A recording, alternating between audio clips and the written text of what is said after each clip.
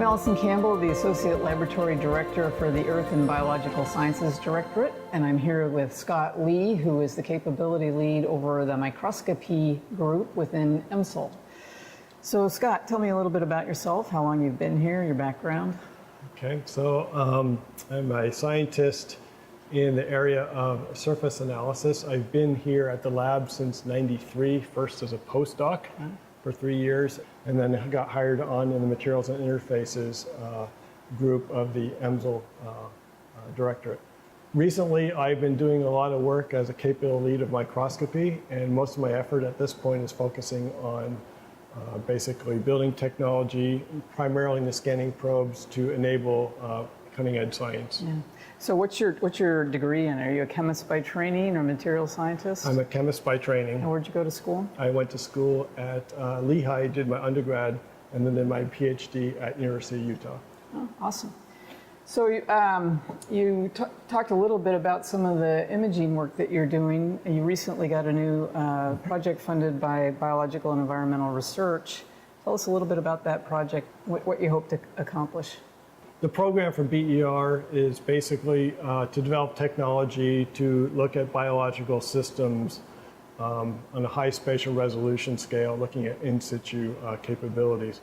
What we're trying to do with our particular proposal is basically to marry 3 different types of imaging technologies, all of them based on scanning probe platforms, to be able to look at sort of biological microbial systems in situ in real environments using these 3 different modes. And specifically, these capabilities are the scattering infrared scanning near field optical microscope, a tip-enhanced Raman spectroscopy microscope, and optical absorption spectroscopy capability, all within one specific capability.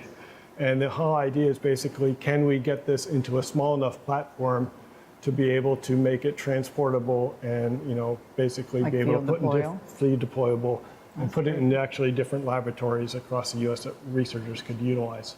So that's pretty cool. So can you do all of those techniques simultaneously, or do you have to tune it to a particular one? Yeah, right. So you can't do all the techniques at the same time, but specifically what you can do is basically tune the system or use the operating mode that's specific to what type of answer that you're trying to get. Okay. Specifically, if you're looking at proteins, then basically you want to use something like infrared scanning near field optical microscopy.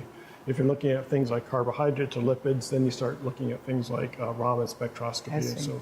So it all depends on what questions you're trying to answer to be able to determine what operating in your mode you can do it. Now the system can utilize one tip and have all the different capabilities, but you can't get all the data simultaneously. Because you're using different wavelengths of light or different probes to, okay. So that makes and you have sense. different optical paths, right? Yeah. So. And so you're really, within these complex communities, you're trying to look at biomolecules and different macromolecules that are maybe shuttling between different cells. Right. How they might communicate, things like that. Right, specifically. So we have we know that in particular cases, microbial systems, they communicate with each other through a number of different methodologies. And basically, it could be transferring electrons through pillary protein, it could be through membrane complexes, basically. Right. Or they can actually transport specific molecules from the surface of one bacteria to the other. Okay.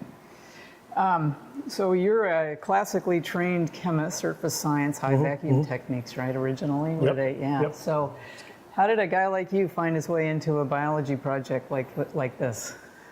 Well, it's interesting because when the call came out, it actually fit really well with what we're trying to do specifically. I mean, basically, I am a person that likes to build technology, and the call was specifically around building technology for enabling, science that's related to BER. Yeah. And basically, I saw this as a way of getting access to the capability, but I didn't really have the biological experience and experience in the microbial community, and so I had to go out and talk to other people across the lab, specifically in the biological science division. I had to talk to some people over in the physical chemical sciences directorate, sort of build the team together to be able to put a nice proposal package in place to be able to compete for this proposal. That's awesome. I mean, that's what national labs are really good at, is bringing multidisciplinary teams together. Yeah, well, it's a really great proposal, and we're really proud to have it here and have the capability that you're going to build here at PNNL. So, well, thanks. That was really good. Thank you. Appreciate it.